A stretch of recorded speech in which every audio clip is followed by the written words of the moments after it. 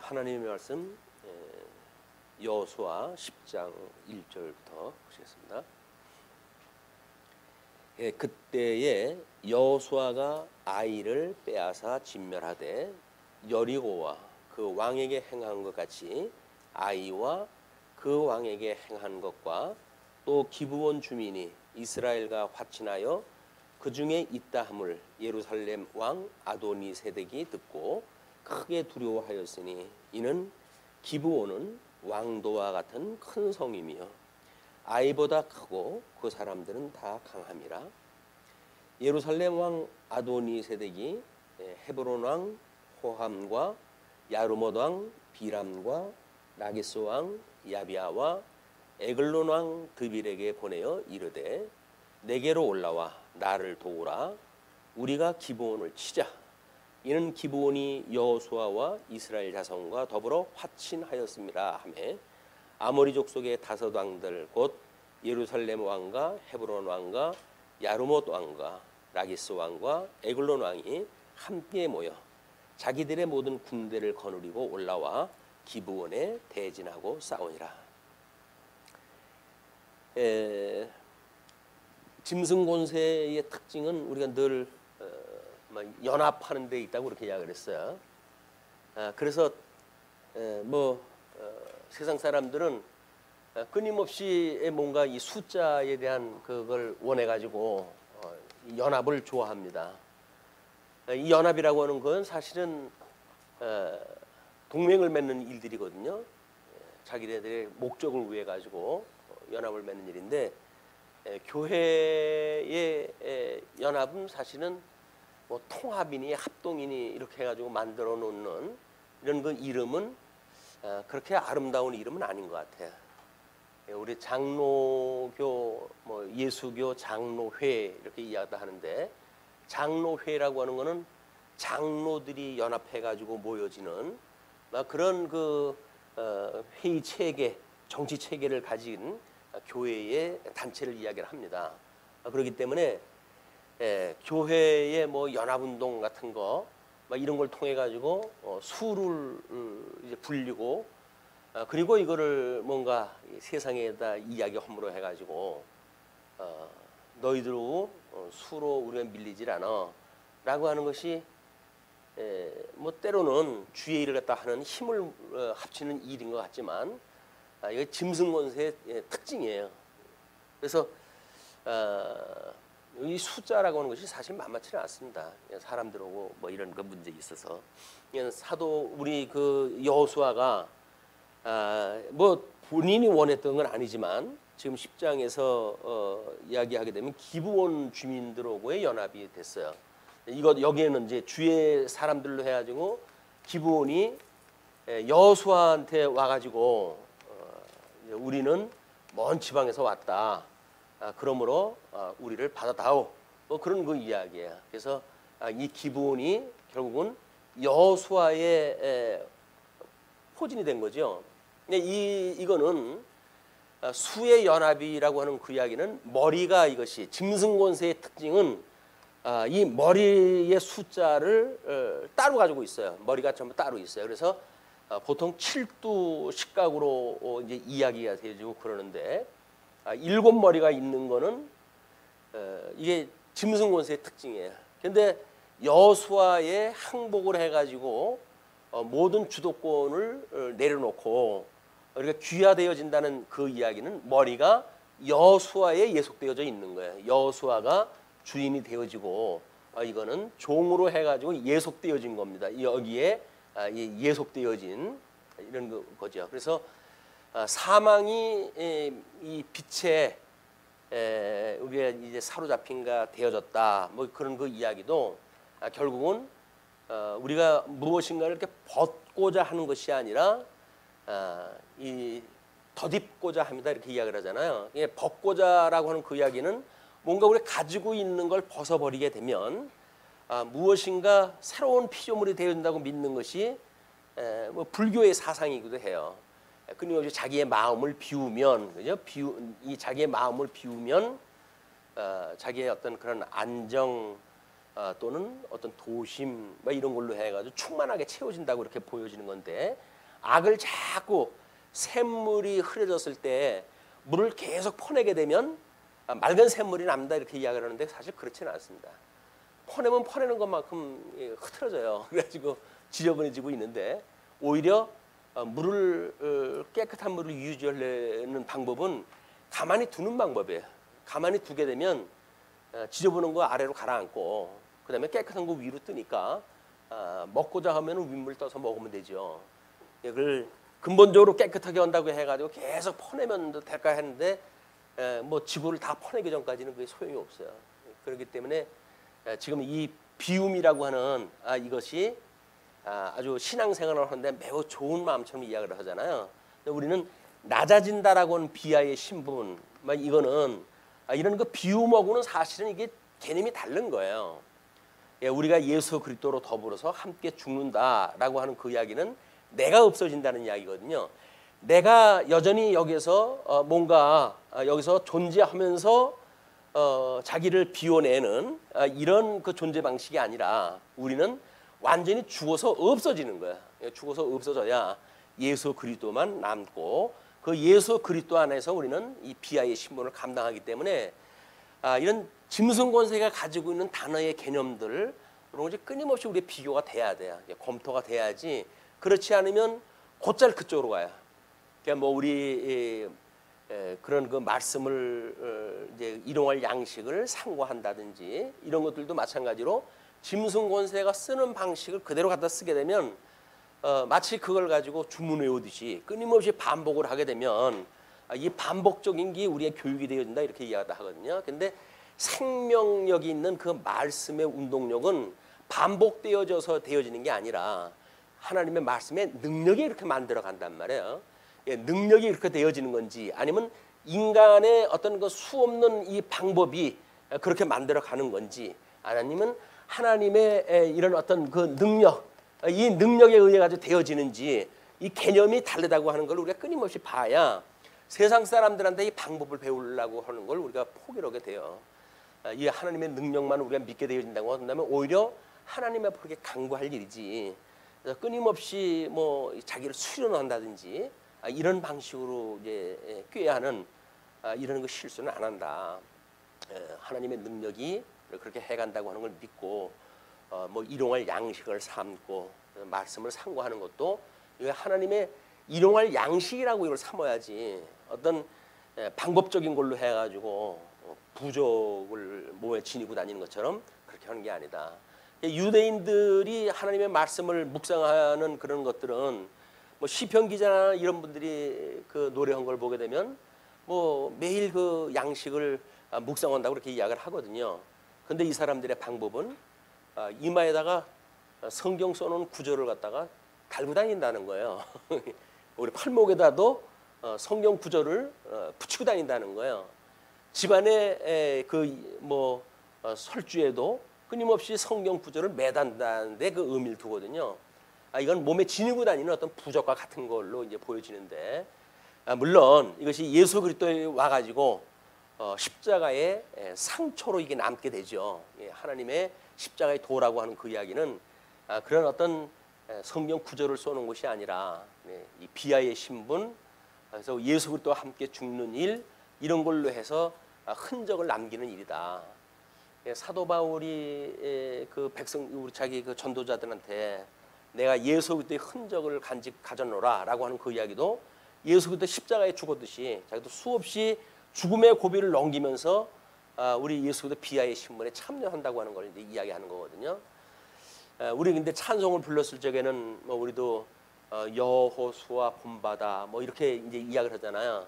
그럼 이 여호수아를 본받는다는 그 개념은 또 뭐 예수 그리스도를 우리가 뭐 이제 본받는다는 그런 그 개념도 같은 맥락인데, 이분들을 우리의 롤 모델로 삼아 가지고 뭔가를 그 원형을 답습을 하는 걸로 이렇게 생각이 들거든요. 그건 여전히 우리가 살아있는 사람들이 이렇게 예수님의 형상을 우리들이 뭔가 모양을 내면서 따라가겠다는 이야기입니다. 그런데 예수님을 따라간다는 이야기는 우린 죽어서 없는 자기 부정이거든요. 우리가 부정이 되어지고 오직 예수 그리스도께서 행하시는 일이다. 왜냐하면 우리는 예수 그리스도 안에 있는 이 성도, 이 교회, 이 교회는 그리스도의 이 몸이에요. 그렇기 때문에 여기에 성도는 자기가 살아있는 것이 아니라 오직 예수 그리스도 안에 있는 겁니다. 그걸 우리가 이제 예정론을 이야기할 적에도 그리스도 안에서 선택되어졌다 이렇게 이야기를 하는 거기 때문에, 근데 세상을 살아가면서 우리를 스스로 부정한다는 이야기는 만만치가 않아요. 끊임없이 우리가 뭔가를 칠두시각이 이야기하는 것처럼 자랑을 삼고 또는 크게 만들고, 우리 닭싸움하는 거 보게 되면 우습지도 않잖아요. 그 깃을 세워온다고 해가지고 얼마나 커 보이겠어요. 그래서 닭세계에서는 나름대로 해가지고 깃을 갖다 세우게 되면 제법 등치 되는데, 이렇게 되어지니까 이제 상대방에 봐가지고 뭐 꼬리를 내리고 도망가든지 이렇게 해가지고 싸움이 결정이 되어지거든요. 이게 그 깃털을 세우는 사람들이, 더 큰 사람들이 봤을 적에는 꼴 같지도 않은 그런 모습으로 해가지고 전쟁하는 거를 우리 하나님께서 그걸 내려다 보신다고 한다면 꼭 그런 모습일 거예요. 우리가 어떤 이런 머리를 아무리 7개 머리를 모은다고 하더라도 돌대가리 7개가 모인다고 해가지고 천재가 되어지는 건 아닙니다. 돌대가리 7개는 돌대가리예요, 여전히. 그러나 우리 하나님의 능력으로 지혜를 얻게 되어지게 되면 비록 한 명의 수장이라고 하더라도 우리 예수 그리스도를 예표하는 여호수아는 이미 하나님의 뜻을 따라 이것을 해가시기 때문에 하나님의 그 능력이 우리 여호수아를 감싸 안고 그 일을 해가신다. 우리는 그래서 우리 하나님의 그 말씀을 일용할 양식으로 주세요라고 하는 그 이야기는 양식이 우리 존재하는 모든 그런 그 수단 아닙니까? 우리가 모든 만사가 주께로 나서 주로 말미암고 주께로 돌아갑니다라고 이야기했던 사도 바울의 우리 그 로마서 11장 끝절에 나오는 고백들도 마찬가지예요. 모든 능력이 주께로 나오는 겁니다. 이게 다 주께로 나와서 주로 말미암고, 그리고 모든 영광의 계시가 끝나게 되면 주께로 올라가는 거예요. 우리가 그런 그 하나님을 배우고 그런 하나님을 찬양하고 그런 것들이 기쁨을 준다고 한다면 신앙생활이 결코 그렇게 어렵지는 않을 거예요. 우리 그런 어려운 시절에 이런 예수를 믿었을 때 외정 때라든가 예수를 믿는 것을 방해하는 그런 짐승 권세가 있을 때 예수를 믿는 사람들은 나름대로 심각한 그런 어떤 자기 생명을 걸고 싸우는 싸움들이었잖아요. 그럼에도 불구하고 그 사람들은 매우 힘 있는 신앙생활을 한 것 같은데, 이 사단들이 우리들에게 뭔가를 이 숫자로 해가지고 나는 그래도 제법 커, 제법 많아, 제법 강해 라고는 세속적 그런 안도감을 주게 되면 우리는 곧잘 거기에 이제 미혹에 걸려 넘어가는 거야. 그래가지고 어려운 거 없어요. 싸울 거 상대가 숫자가 뻔하고 그렇기 때문에 마치 승리에 도취되어져 가는 듯하지만 승리가 아니라 오히려 이 세속주의에 우리가 매몰되어지고 함몰되어지는 거다. 우리가 어떻게 이 짐승 권세의 이 칠두라고 하는 끊임없이 자기네들 머리를 가지고 있는 것들과 오직 하나의 주, 그걸 우리가 오직 대주제라고 이렇게 이야기를 하잖아요. 대주제가 되신 분, 만천하를 하감하시옵고 여기에 주를 대적하는 자들이 모여 있는 이 상황을 하나님께서 내려보시고 그리고 우리를 도우소서, 그 이야기예요. 그래서 끊임없이 이 대적자들은 대적이 숫자가 커가지고 위협을 줘요. 그러나 하나님께서 승리케 해가지고 결국은 모든 원수는 우리 하나님께 갚으신다. 그럼 우리 주님 가르치신 기도에 이야기하는 것처럼 우리가 하나님의 그 일용할 양식을 삼게 되면 이 양식은 결국 우리 하나님이 만사를 언약한 대로 이루어 가신다는 이야기 아닙니까? 이게 삼위일체 하나님께서 하나님의 능력과 권능을 보여주는 일이니까 그 나라와 그다음에 그의 그 의가 이 땅에서 이루어지기를 구하는 것이 우리들의 기도란 말이에요. 그럼 이 나라가 주님의 몸된 교회 아닙니까? 이 의라고 하는 것은 우리 의로는 안 되니까 오직 예수 그리스도 이분의 능력으로 이게 되어진다는 거예요. 그러니까 우리는 이걸 가지고 이걸 양식을 삼는 일이기 때문에 이걸 우리가 십자가의 도라고 이야기를 하는 겁니다. 양대 언약, 하나님께서 이제 복과 나라를 갖다 주셨는데 이것이 우리들의 양식이 되어지는 거죠. 그러니까 이 십자가의 도라고 하는 것은 부족이 아니에요. 이걸 일반적으로 우리가 자칫 잘못하게 되면 부족처럼 돼가지고 뭐 공포 영화라든지 하는 거 보게 되면 귀신 내쫓는 게 전부 이 십자가 가지고 뭐 이거 갖다 대잖아요. 싸우겠다고. 또 뭐 우리 또 뭐 이 축구 시합 같은데 가게 되면 이 성호 긋고 들어가고 그래요. 뭐 그게 아마 십자군 전쟁 때 우리 방패에 십자가 마크를 붙이고 그리고 전쟁에 참여했던 방식이나 똑같은 거예요. 이 십자가의 도라고 하는 그거를 교회당에다 우리가 붙이는 그런 거 일들도 그것이 마치 어떤 부적이 돼가지고 십자가의 불빛만 비치게 되면 원수 마귀가 다 도망간다. 뭐 이런 식으로 십자가 붙인다고 하는 건 의미가 없어요. 이거는 다만 우리 예수 그리스도를 믿는 성도들의 모임이 있는 곳입니다라고 하는 그런 표시 정도로 이게 돼야지 마치 어떤 기능적인 요소가 있어가지고 십자가만 있으면 우리 대적을 물리칠 수 있다. 뭐 이렇게 생각하는 일들. 뭐 한때 뭐 우리 주부들은 밥을 갖다 지실 때도 밥에다가 해가지고 십자가를 긋고 쌀 안칠 때도 이러고 하고 그랬어요. 그게 가장 유치한 방법으로 복음을 가르쳤을 때 이게 단순하죠. 단순해요. 어떤 방식 하나만 포이는 걸로 해가지고 하니까. 근데 이 단순한 방식이 십자가의 도라고 하는 걸로 연결이 돼야지 이것이 이런 방법으로 연결이 되어지게 되면 완전 미신이 되어지는 겁니다. 미신. 이 미신과 십자가 도 우리 예수님을 믿는 그런 거는 이 간단한 걸로 한다고 한다면 똑같아요. 십자가의 도나 우리 이런 그 우상을 숭배했을 때 이런 표시나 똑같은데 하나는 도의 이야기고 하나는 이 장에는 부족의 이야기입니다. 그래서 우상 숭배하는 적그리스도를 이제 지칭하는 이런 거 일이고 하나는 그리스도의 도를 이야기하는 거예요. 그러니까는 똑같은 것인데도 불구하고 외형적인 걸 추구하게 되면 이쪽으로 빠지기가 십상인 거예요. 그러나 내면적으로 그 의미가 무엇인가를 우리가 깨닫게 되어지면 이 도에 우리가 도달하게 되어지는 거기 때문에 방식을 봐가지고는 사실 예단하기가 어려워요. 교회사도 끊임없이 어떤 형식을 추구해가지고 나가는 데는 끊임없이 이쪽으로 빠지고 맙니다. 그러나 끊임없이 그 의미를 생각하고 예수 그리스도의 그런 그 도를 우리가 추구한다고 한다면 우리는 생명에 이르게 되어지는 거죠. 이게 생명에 이르게 되어지고 사망에 이르게 되어지는 일이에요. 싸움은 그렇습니다. 그래서 이 칠두 시각이 끄는 이 세력들하고 지금 여호수아가 자기의 항복으로 해고 온 사람을 이 지금 연합군이 공격한다는 거 아니겠어요?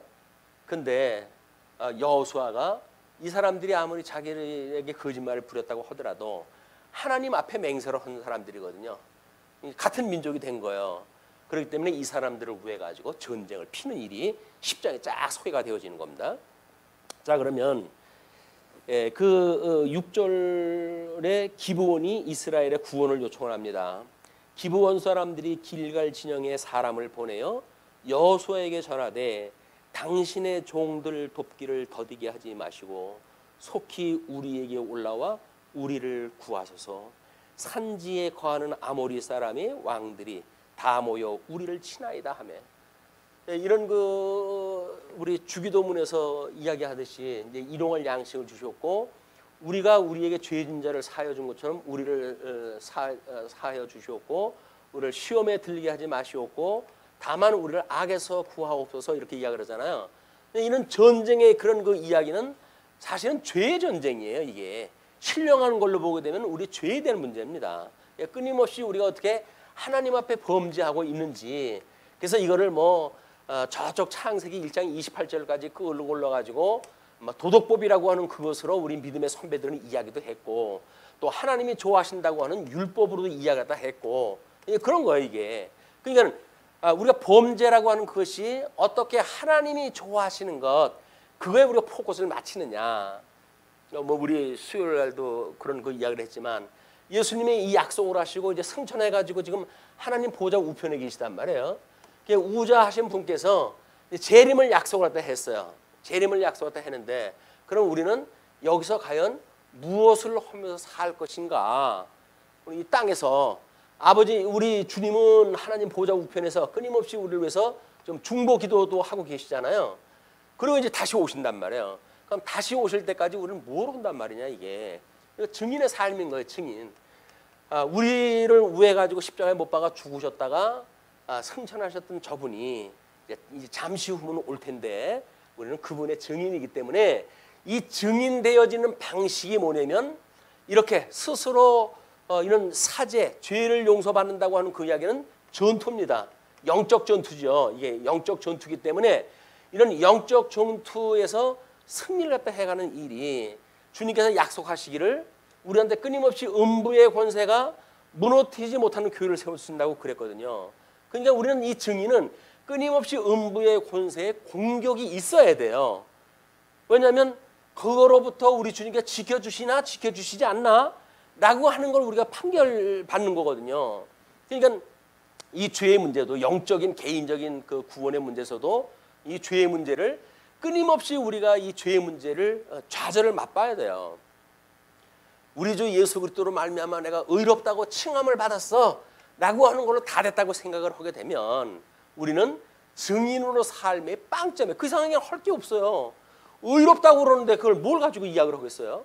그러나 우리는 끊임없이 나는 아직도 연약하고 나는 육신의 그 소욕 속에 거할 수밖에 없고 그러므로 우리 하나님이 우리 주님이 나를 대신해서 싸워주시지 않으면 나는 이 전투에 승리할 수가 없어요. 나가는 고백이 있어야 된단 말이에요. 이 증인이라고 하는 그런 그 이야기는 전쟁에서 싸워가지고 뭐 우리가 복음을 전도하는 거 아니에요? 그 복음을 전도한다는 그 이야기는 우리 주님이 우리를 죄악 가운데서 건져내셨고 지금도 주님이 우리를 건져내시고 우리를 이 대적하는 세력들을 예수님이 오시게 되면 이걸 다 멸절시켜가지고 우리를 이제 하나님께서 회복을 시켜주신다는 거예요. 끊임없이 이런 진행 중인 전투 중에 우리 예수님이 오셔가지고 모든 대적을 멸하시고 이 대적을 멸하시고 그리고 우리를 이 대적을 멸하시고 궁극적으로 이 악으로부터 우리를 구원하신다는 이야기거든요. 그러니까 이 시험은 끊임없이 음부의 권세가 주님의 몸된 교회를 공격하는 걸로부터 이게 나와요. 이게 그러니까는 시험에 들리게 하지 마시오고라고 하는 그 기도가 간단하게 해가지고는 하나님 말씀을 우리가 믿고 살아가는데 어떤 인본주의적인데 빠지거나 세속주의에 빠지거나 신비주의에 빠지거나 이렇지 않도록 지켜주세요라고 하는 그런 개념일 수가 있죠. 근데 이거는 실질적으로는 이 전투 속에 우리가 내가 이 전투에서 승리한다라고 하는 생각을 가지는 순간 우리 실패해요. 그러나 우리의 대장 되신 예수 그리스도가 이 전투로부터 우리를 승리케 해가신다. 이 음부의 권세를 멸하지 못하는 교회를 세우신다고 약속을 하셨다. 그걸 믿는 것이 승리란 말이에요. 그러니까 우리는 이렇게 해가는 걸 이 증인을 믿음의 전사라고 이야기를 하는 거예요. 이 믿음으로 우리 싸워서 이기는 거지. 여기를 뭐 부지런히 해가지고 뭐 뭘 해가지고 이게 되어지는 게 아니란 말이에요. 이게 어떤 증인의 삶, 이건 이제 우리 전도를 강조하는 교회를 보게 되면 형식적으로 해가지고 지금 다락방이라든가 뭐 이런 데에 그 강점이 전도에 있습니다. 그래가지고 그 전도 위주의 그 복음을 확장시키는 어떻게 되면 성경적인 명분이 있는 것 같아요. 그런데 자칫 잘못하게 되면 이 전도라고 하는 방법, 형식 여기에 함몰이 되어지게 되면 증인인 예수 그리스도가 나타나질 않아요. 물론 뭐 전도라도 할 때 예수 그리스도 증거한다고 이야기를 하죠. 근데 예수 그리스도 증거를 하는 것이 아니라 전도하는 사람이 주인공이 되어지고 예수 그리스도는 다만 그걸 소개하는 소개자 정도로 소개가 되어지는 거예요. 그러나 우리는 증인으로 산다는 삶은 뭡니까? 전도를 하는 것도 마찬가지로 우리의 대장 되신 예수 그리스도가 그 일을 해가신다는 거예요. 궁극적으로 우리를 구원하시는 것도 여전히 우리 주님이 와가지고 대적을 멸하시고 우리를 구원하신다는 거예요. 이것이 성화고 견인에 이르는 우리의 믿음입니다. 그러니까 칭의라고 하는 이런 거로부터 우리가 성화의 과정을 거쳐가지고 견인에 이르는 우리들의 믿음, 이 믿음은 행위가 아니에요. 그냥 믿는 거예요. 우리 주님께서 우리 대적을 멸하시고 우리를 구원하셔. 우리를 죽었던 우리를 살리셨던 것처럼 우리들의 이 나머지 인생도 우리 주님께서 우리를 끝까지 붙들어주고 계셔 라고 하는 걸 믿는 거예요.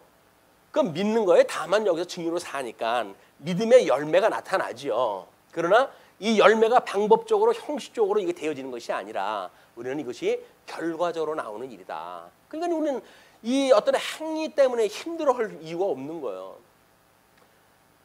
그런데 이제 그것이 우리의 형식에 치우쳐 살다가 보게 되면 우리들의 증인이라고 하는 이 삶을 봤을 때 끊임없이 내가 이렇게 살아도 되나?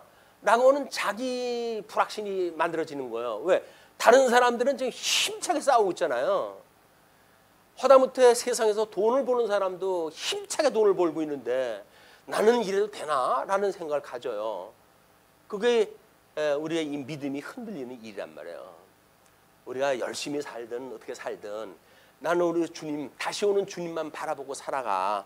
다른 사람이 나의 뭘 갖다 이루어가는 것이 아니라 오직 저 예수님이 나를 이제 변화시켜가고 그 주님을 바라보는 나라의 믿음을 보시고 나를 끝내 구원을 갖다 해가실 거야 라고 믿는 것이 우리 믿음이라니까요.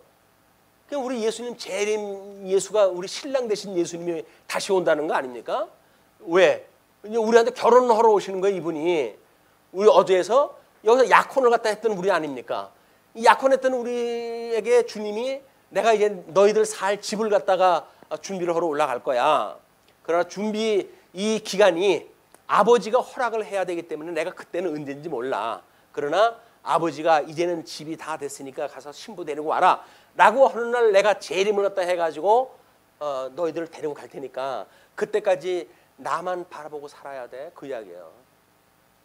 나만 바라보라는데 주님께서 여기서 어떤 행위를 갖다 해가지고 주님을 가지고 뭘 이걸 이래야 됩니까 저래야 됩니까가 아니라 그냥 예수님만 바라보는 거예요. 그냥 그분만. 어떻게 바라보면 될까요? 그분이 말씀으로 해가지고 우리한테 주었으니까 말씀 상고하고 말씀을 일용할 양을 삼고 그래가지고 단장한 그런 신부의 모습으로 우리 예수님 맞이하는 걸 준비하는 거다. 이 믿음이라고 하는 걸 너무 어떤 행위, 행동, 이런 형식 이런 걸 얽매이게 되면 이쪽으로 빠지기가 쉬워요. 칠두식각이 짐승권세로. 그러나 우리는 내면적으로 봤을 때 우리 주님이 그냥 우리 신랑 되시는 분이에요.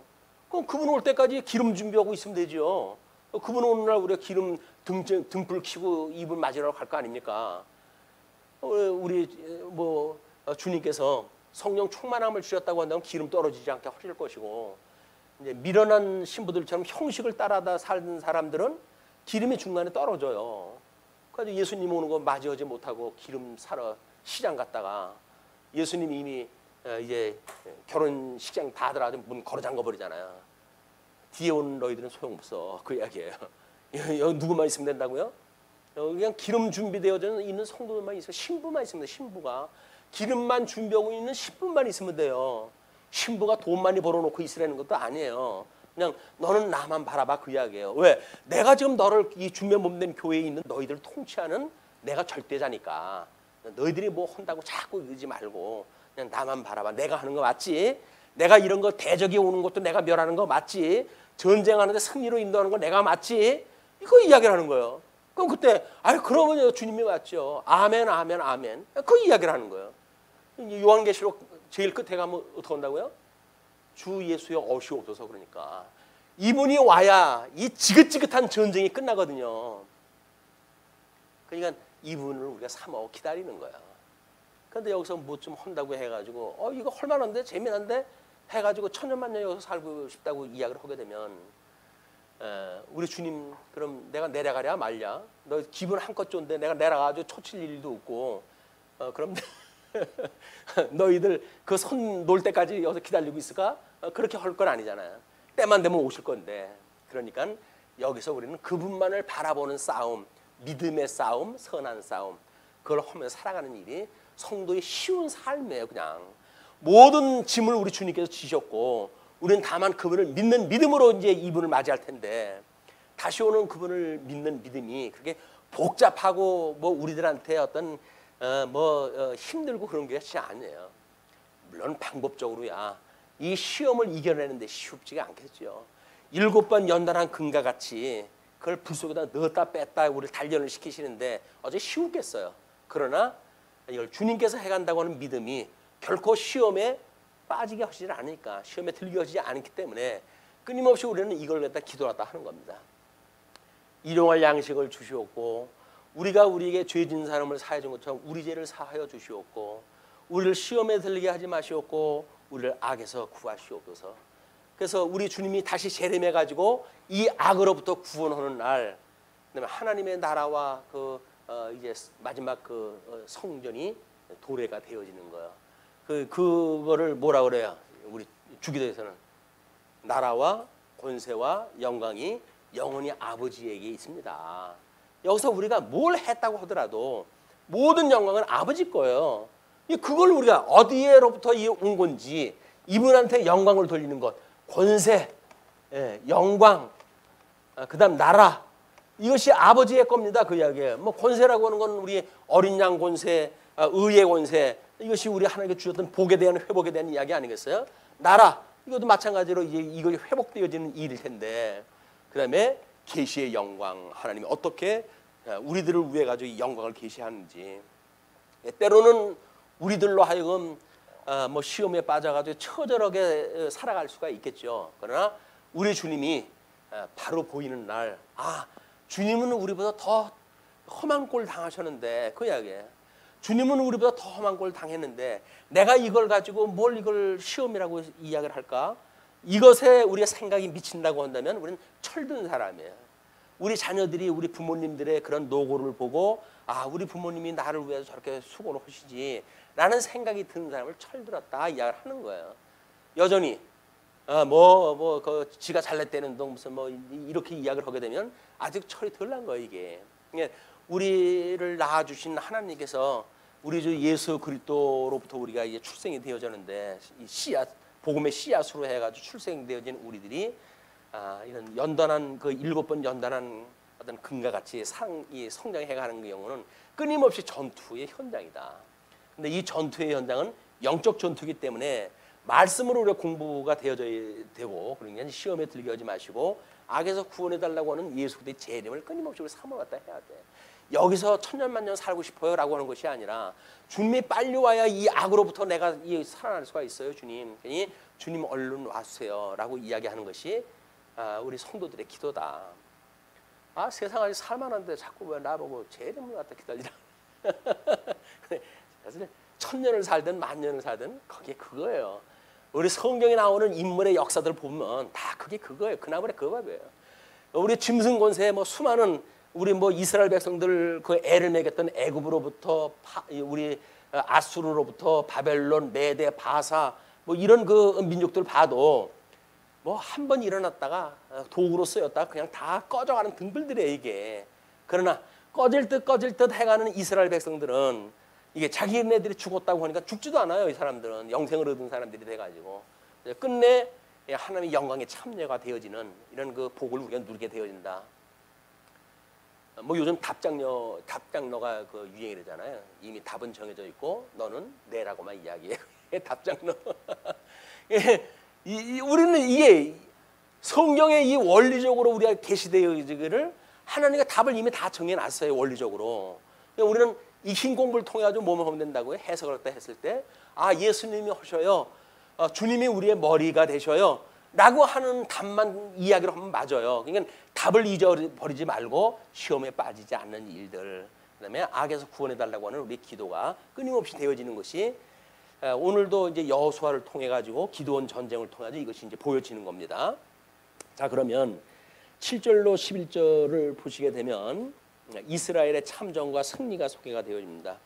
여호수아가 모든 군사와 용사와 더불어 길갈에서 올라가니라. 그때 여호와께서 여호수아에게 이르시되 그들을 두려워하지 말라. 내가 그들을 내 손에 넘겨 주었으니 그들 중에서 한 사람도 너를 당할 자 없으리라 하신지라. 전쟁을 갖다 하는데 숫자로 본다면 연합군이 돼가지고 만만치가 않잖아요. 근데 하나님께서 이건 다 너한테 붙였다는 거야. 네 손에 맡겼으니까 네 전부 대적을 멸해라, 그 이야기죠. 여호수아가 길갈에서 밤새도록 올라가 갑자기 그들에게 이르니 여호와께서 그들을 이스라엘 앞에서 패하게 하심으로 여호수아가 그들을 기브온에서 크게 살육하고 베토론에 올라가는 비탈에서 추격하여 아세가와 막게다까지 이르니라. 그들이 이스라엘 앞에서 도망하여 베토론의 비탈에서 내려갈 때에 여호와께서 하늘에서 큰 우박덩이를 아세가에 이르기까지 내리심에 그들이 죽었으니 이스라엘 자손의 칼에 죽은 자보다 우박에 죽은 자가 더 많았더라. 우리 요한계시록에 보면 재미난 것이요. 일곱 나팔의 재앙이 있어요. 이 일곱 나팔 재앙은 지금 이 일곱 인을 갖다 뗄 때마다 이 인을 뗄 때마다 이 모든 능력이 누구한테 있다는 거예요? 이 하나님한테 있다는 거거든. 이게 하나님의 권능으로 너희들한테 이렇게 하는 거야. 너희들 애굽에서 출애굽을 갖다 했을 때 이제 바로에게도 능력을 줘가지고 술객들이 모세의 흉내를 내고 그러지.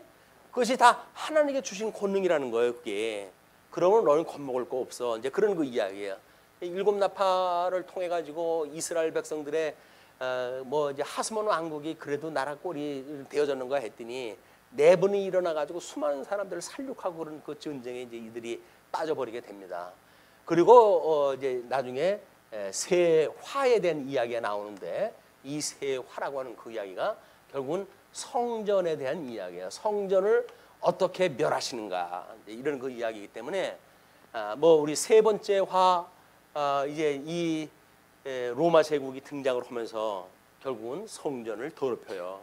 그리고 넷째 화에 이르러 가지고 헤롯이라고 하는 임금으로 해가지고 성전이 세워지는데 거제 성전이에요. 그래놓고 이걸 주후 70년까지 이거를 자기네 성전으로 믿고 살아가는 겁니다. 그러나 우리 주님께서 이 성전을 헐라 내가 사흘 만에 세우겠다 이야기를 하시잖아요. 그것이 결국은 우리 셋째가 아니라 넷째, 다섯째, 일곱째니까 여섯째 화까지 이 세 화까지 이루어져요. 그러니까 이것이 이스라엘 백성들은 70년이 가야 이것이 무너졌을 때 가야 끝나는 줄 알아요. 그러나 믿음의 사람들은 이미 성전이 예수님이 돌아가심으로 해가지고 새로운 성전 이런 형식적인 성전이 아니라 의미적인 성전이 세웠다고 믿는 사람들이 이게 성도들이에요. 기독교 성도들.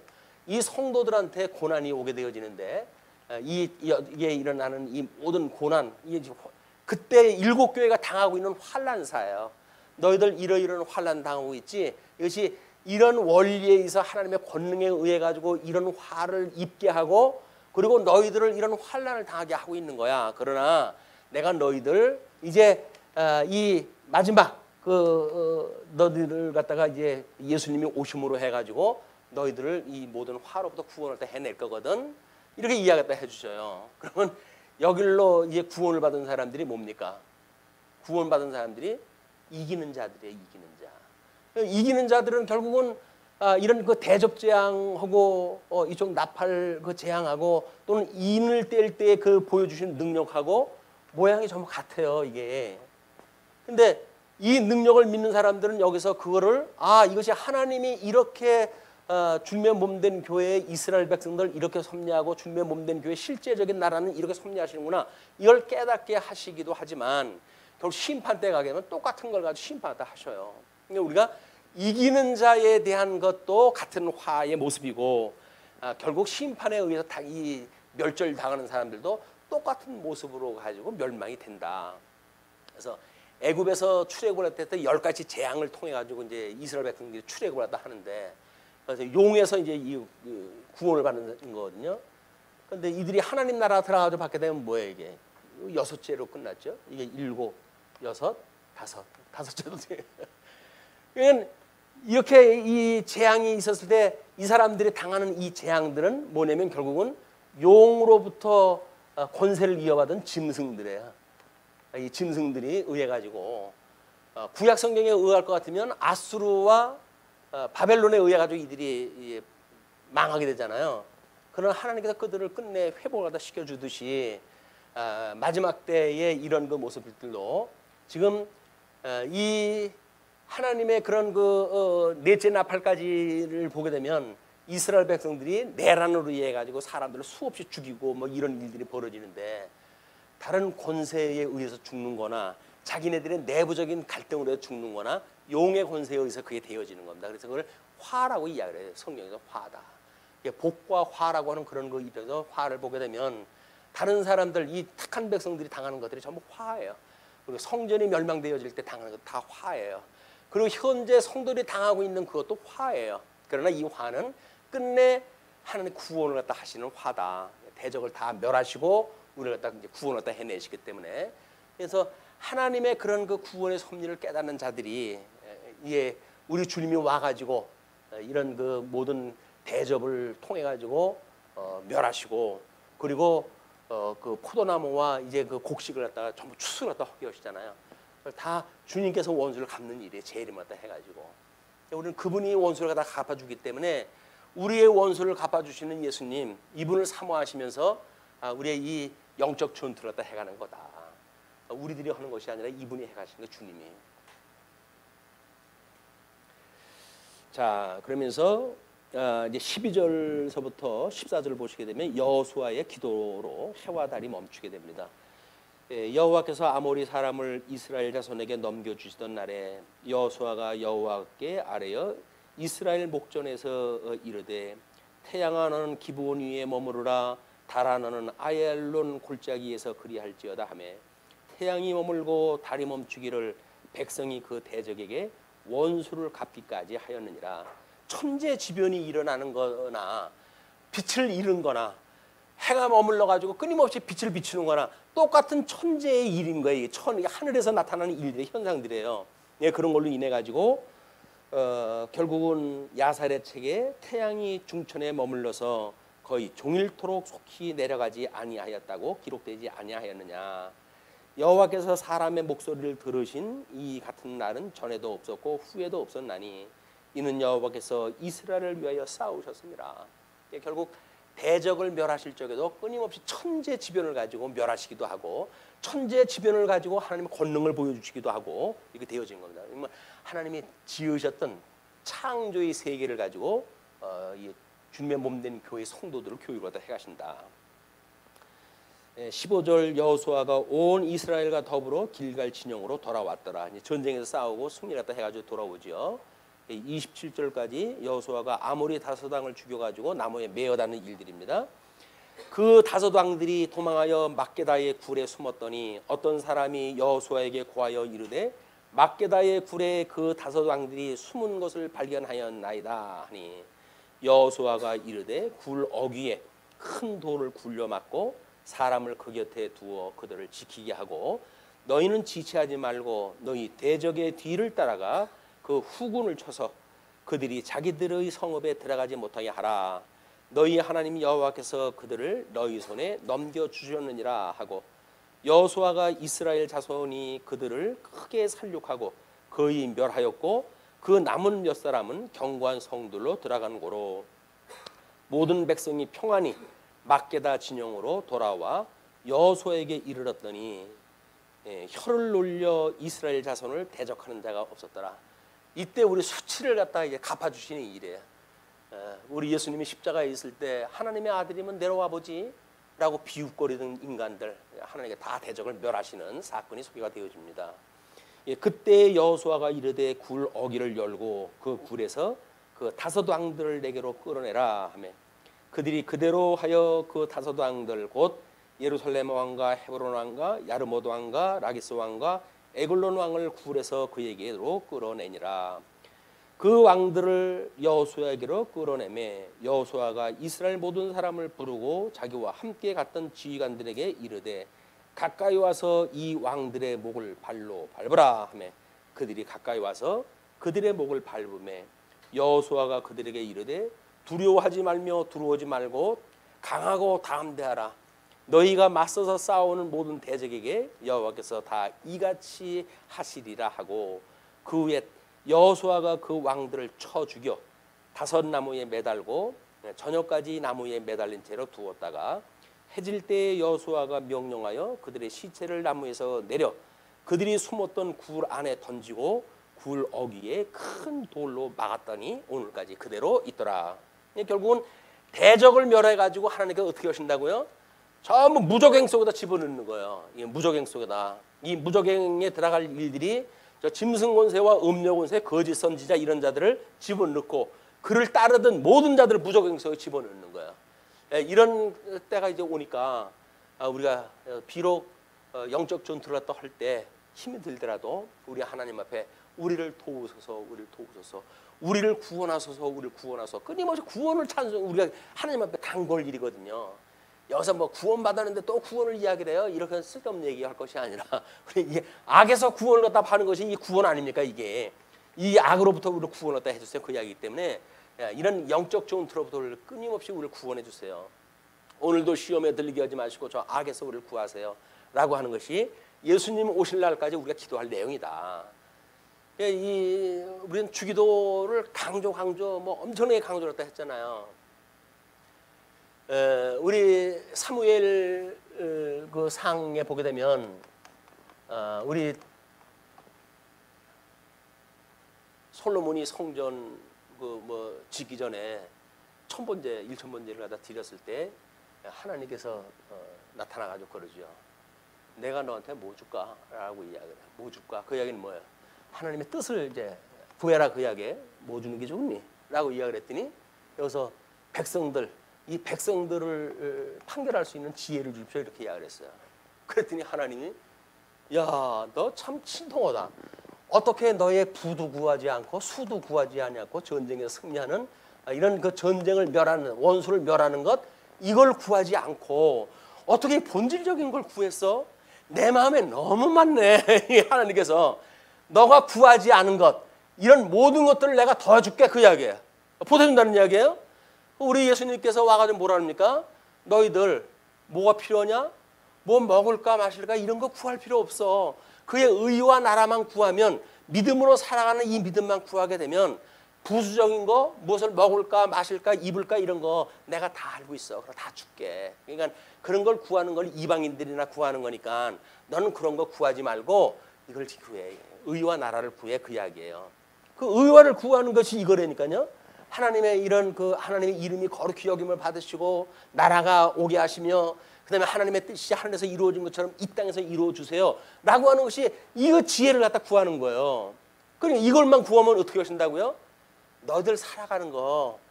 야, 그래서 싸우다가 만약에 이거 안 줄 수도 있어. 너 시어먹기 위해서 안 줄 수도 있어. 그럴 때는 아, 주님께서 우리를 데려가시는 거야 해가지고 순교하는 마음으로 해가지고 너희가 그걸 달게 받아야 되는 거야.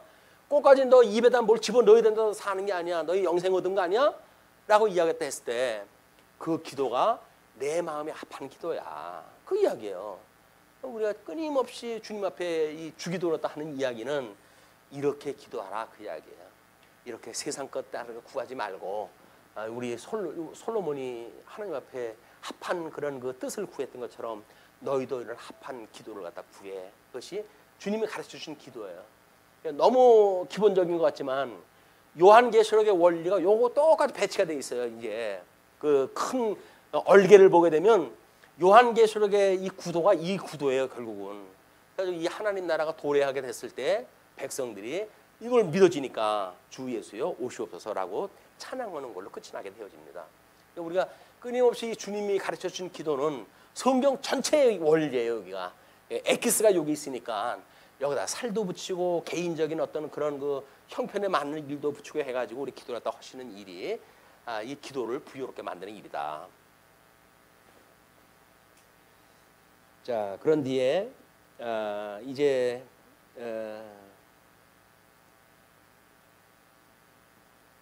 28절 그날의 여호수아가 막게다를 취하고 칼날로 그 성읍과 왕을 쳐서 그 성읍과 그 중에 있는 모든 사람을 진멸하여 바치고 한 사람도 남기지 아니하였으니 막게다 왕에게 행한 것이 여리고 왕에게 행한 것 같더라. 이게 머리만 7이지 결국은 여리고 성을 멸했을 때나 아이성을 멸했을 때나 그 수장을 멸하는 거 똑같이 되어졌다.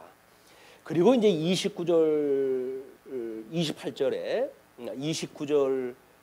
28절서부터 여러 성읍들을 진멸하는 내용이에요. 이 내용들은 뭐 그냥 그 지역을 멸하는 일이기 때문에 쭉 읽어나가면 될 것 같습니다. 먼저 28절로 39절까지 막게다와 7성읍 점령에 대한 이야기입니다. 여호수아가 온 이스라엘과 더불어 막게다에서 림나로 나아가서 림나와 싸우매 여호와께서 또 그 성읍과 그 왕을 이스라엘의 손에 붙이신지라 칼날로 그 성읍과 그 중에 모든 사람을 쳐서 멸하여 한 사람도 남기지 아니하였으니 그 왕에게 행한 것이 여리고 왕에게 행한 것과 같았더라. 여호수아가 또 이스라엘과 더불어 림나에서 라기스로 나아가서 대진하고 싸우더니 여호와께서 라기스를 이스라엘 손에 넘겨 주신지라 이튿날에 그 성읍을 점령하고 칼날로 그것과 그 안에 모든 사람들을 쳐서 멸하였으니 림나에 행한 것과 같았더라. 그때의 게세랑 호람이 라기스를 도우려고 올라오므로 여호수아가 그와 그의 백성을 쳐서 한 사람도 남기지 아니하였더라. 여호수아가 온 이스라엘과 더불어 라기스에서 에글론으로 나아가서 대진하고 싸워 그날에 그 성읍을 취하고 칼날로 그것을 쳐서 그 중에 있는 모든 사람을 당일에 진멸하여 바쳤으니 라기스에 행한 것 같았더라. 여호수아가 또 온 이스라엘과 더불어 에글론에서 헤브론으로 올라가서 싸워 그 성읍을 점령하고 그것과 그 왕과 그 속한 성읍들과 그 중에 모든 사람을 칼날로 쳐서 하나도 남기지 아니하였으니 그 성읍들과 그 중에 모든 사람을 진멸하여 바친 것이 에글론에서 행한 것 같았더라. 38절 여호수아가 온 이스라엘과 더불어 돌아와서 드빌에 이르러 싸워 그 성읍과 그 왕과 그 속한 성읍들을 점령하고 칼날로 그 성읍을 쳐서 그 안에 모든 사람을 진멸하여 바치고 하나도 남기지 아니하였으니 드빌과 그 왕에게 행한 것이 에브론에 행한 것과 같았으며 림나와 그 왕에게 행한 것과 같았더라. 40절로 43절 남부 팔레스틴 정복에 대한 이야기를 이렇게 이야기를 합니다.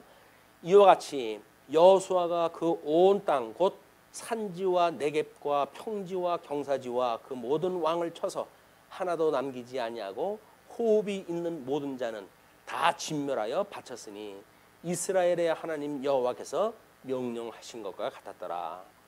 여호수아가 또 가데스 바네아에서 가사까지와 온 고센 땅을 기브온에 이르기까지 치매 이스라엘의 하나님 여호와께서 이스라엘을 위하여 싸우셨으므로 여호수아가 이 모든 왕들과 그들의 땅을 단번에 빼앗으니라. 여호수아가 온 이스라엘과 더불어 길갈 진영으로 돌아왔더라. 헌 이야기가 전부 뭐예요? 전부 전투 이야기예요. 그걸 그냥 저기 그 하수원에다 그 멸했던 것처럼 똑같은 반복이야. 똑같은 반복. 걔네들한테 멸해가지고 칼날로 치고 다 진멸하고 그리고 전투에 승리했더라. 왜? 하나님께서 정복하라고 이미 약속되어진 땅이니까 이게 되어진다는 거거든요. 우리 증인의 삶, 이 믿음으로 갈 때 우리는 도덕법으로 이야기했던 이게 전 영역 아닙니까? 이게 사회적인 영역, 경제적인 영역, 정치적인 영역 이게 다 포함되어 있는 거니까 이런 각 영역에 대한 이런 것들을 우리가 구할 때마다 또는 상고할 때마다 이거로부터 우리의 죄를 사하여 주옵소서라고 하는 영역을 우리가 정리라도 할 필요가 있다. 그러면 주님께서 대적을 다 멸했던 것처럼 각 영역에서 우리가 승리하는 삶을 살아가게 하실 거예요. 승리한다는 이야기는 그걸 안 한다는 이야기가 아니죠. 세속적인 생각으로부터 복음적인 생각으로 바뀐다는 이야기예요. 우리가 먹고 사는 일, 사회생활도 할 때 똑같아요. 그 이야기가 일이 다른 게 아무것도 없어요. 그러나 나의 영광을 위해서 하는 것이 아니라 주의 영광을 위해서 그 일을 다 하는 것뿐이에요. 그리고 여기서 경제에 대한 이야기도 마찬가지죠. 내배를 위해서 하는 것이 아니라 우리 부여하신 예수 그리스도를 우리가 발견하고 그분한테 영광을 돌리기 위한 이 일을 다 하는 것이다. 이제 그런 그 이야기가 되어지고 정치도 마찬가지죠. 그러니까 뭔가 이거 우리 완장을 두르고 통치를 갖다 하고 누구를 위해서 군림하고 하는 것이 아니라 끊임없이 어린 양 권세가 우리들로 하여금 승리케 하신다고 하는 이 믿음을 지키는 일. 이것이 싸움에서 진정 이기는 일이니까 돈 들어가는 일 아무것도 없어요. 예수님 믿고 우리가 이 선한 전쟁할 때 돈 들어가는 일 없어요. 다만 믿음이 필요할 뿐입니다. 이 믿음은 우리를 의롭다고 칭하셨던 분 그리고 내가 너의 있을 집을 갖다 준비하러 갈 거야 라고 했던 그분께서 오시는 그날까지 그걸 믿지만 이것만 잊어버리지 않으면 돼요. 우리 신랑 되신 예수님 그분이 우리를 갖다 끝내 구원하러 오셔. 이것만 믿는다고 한다면 우리의 전투가 아무리 치열하다고 하더라도 우리 주님 오시는 날 전쟁에 승리할 거야 라고 믿고 의지하고 그리고 소망 가운데 승리하는 신앙생활이 되어졌으면 좋겠습니다. 기도하시죠.